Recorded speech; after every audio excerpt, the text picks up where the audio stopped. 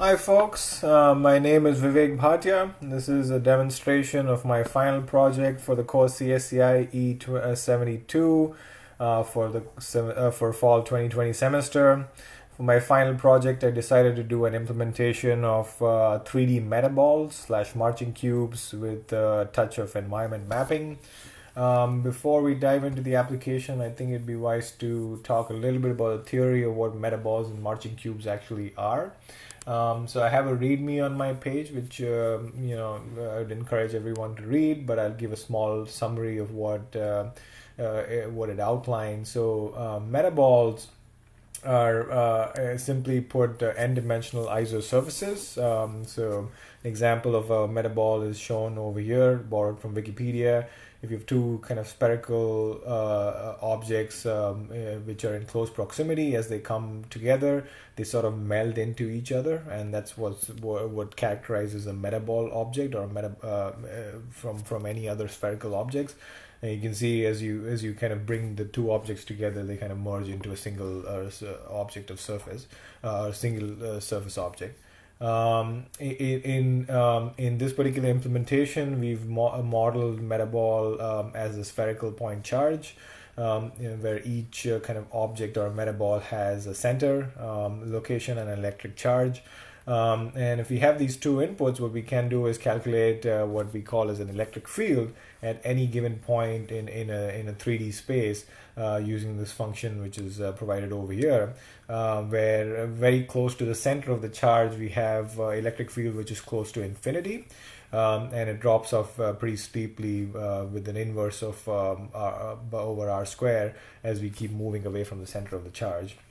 If we take this scalar function and kind of threshold it, what we can do is kind of create an outline of all the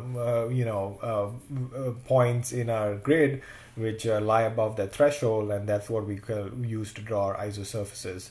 So in this particular implementation, we've kind of chosen an arbitrary threshold based on how the electric field was initiated, and it's also the parameters user adjustable. We've also additionally added an animation system to kind of move these metaballs around within the confines of a grid boundary. And we kind of they seem to be moving in random direction, but as soon as they touch a particular face of the grid, they get reflected back, and we've added a little bit of fuzziness to it to kind of create this random effect. We move on from metaballs, which gives us this potential surface, to drawing the isosurface, for which we use this algorithm called as marching cubes. It's very well described in this paper over here by Paul Burke. I would encourage readers to read through it. But essentially, what we're doing is kind of discretizing this field into a rectangular grid. Shown over here is a 2D rectangular grid, but it can be extrapolated to a 3D rectangular grid in a similar way.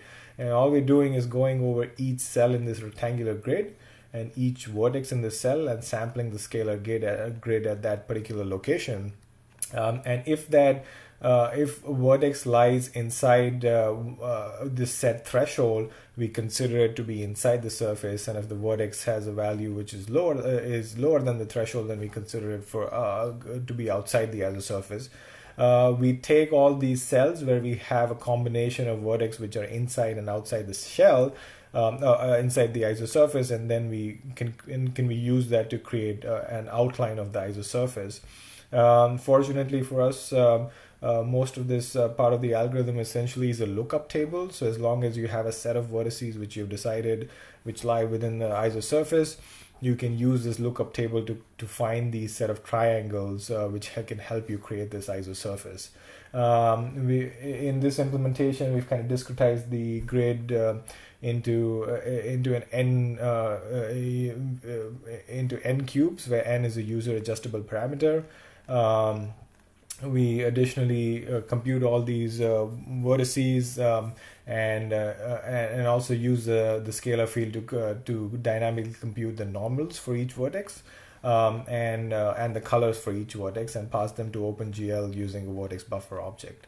For enhancing the scene, we've also added a couple of additional objects. One is a wire cube, which you can see over here. This is the white wireframe, which kind of defines the boundary of the marching cubes grid.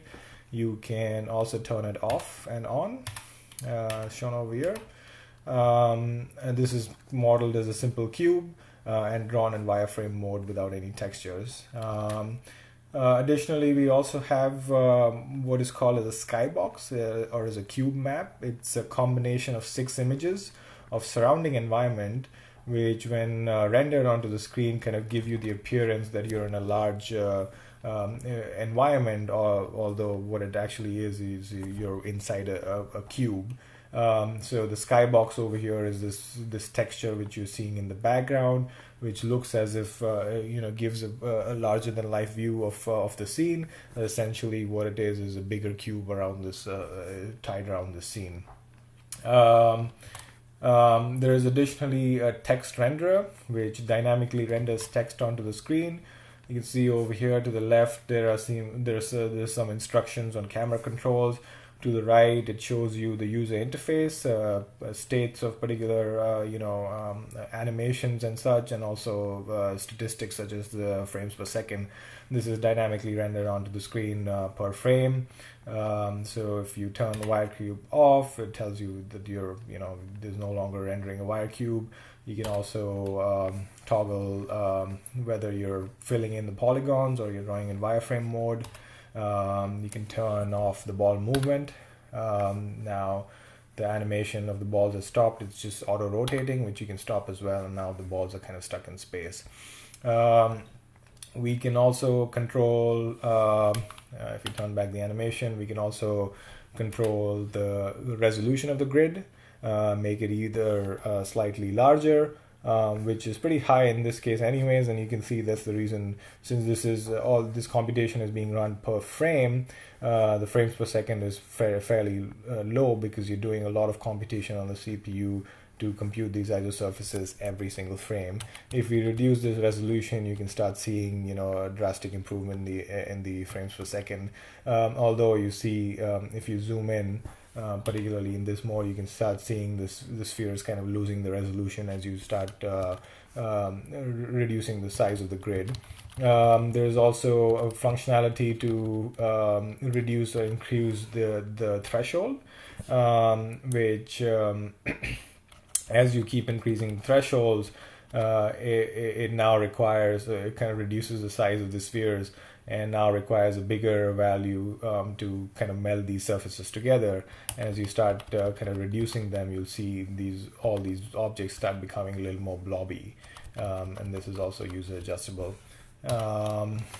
Additionally, for environment map and lighting, we have a single fragment shader for the marching cube / Metaballs object.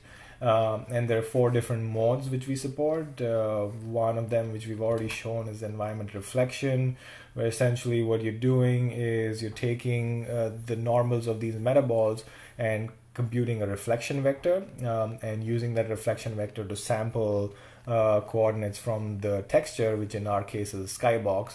And what that gives you is an effect such that the metaballs appear to be reflecting light off the cube map. It gives you a pretty cool effect of kind of having a glass floating around in space, and also as they merge together, that gives you a very surreal effect. Second mode is kind of similar to reflection. We call this refraction, where instead of reflecting the incident vector, we're actually refracting it. So this looks like we're kind of staring into the scene through a material like ice or glass. In this case, we've modeled the refraction index of diamonds, so it's got a high refraction index. But essentially kind of similar, we're calculating a refraction vector to sample from the texture, and then overlaying the values on the vertices to create this effect of refraction. There are additional modes which we've already seen. This is vertex colors. This is where the vertices get colored by a so-called color of a metaball, and as they get fused together, these colors start getting congealed together or start getting mixing together. You can kind of get a better effect as you add more metaballs. You can see as I reduce or increase these metaballs, and you can start seeing the colors kind of fusing in for different metaballs. It's much easier to visualize in this particular case. The last particular mode for a fragment shader is coloring by normals. This is very simple and it's very efficient for debugging. We're using the normalized values of our normals to and portraying them as RGB to kind of compute the colors of these vertices. A small note on the layout of the scene. So our scene, application kind of looks like this. We have a camera control. In our world we have 4 different objects. We have the skybox, the marching cubes grid, which is tied into the wire cube, and a text renderer. And then we have animation control to kind of control the animation system to control the movement of the wire cube and the marching cubes grid. Additionally, UI controls, which we've already discussed and talked about, and some references. So this is essentially my project. There's a lot of, the implementation for marching cubes is was fairly complicated, and if everything works out, this is what you see on the screen, and it's a pretty cool effect of kind of things moving around the screen and giving you this very outer-worldly kind of effect in OpenGL. It's pretty cool, a very rewarding project to work on. Definitely encourage everyone to read through more of the theory and play around with the application. And that's my time, and if you have any questions, happy to talk through it. Thank you. Bye-bye.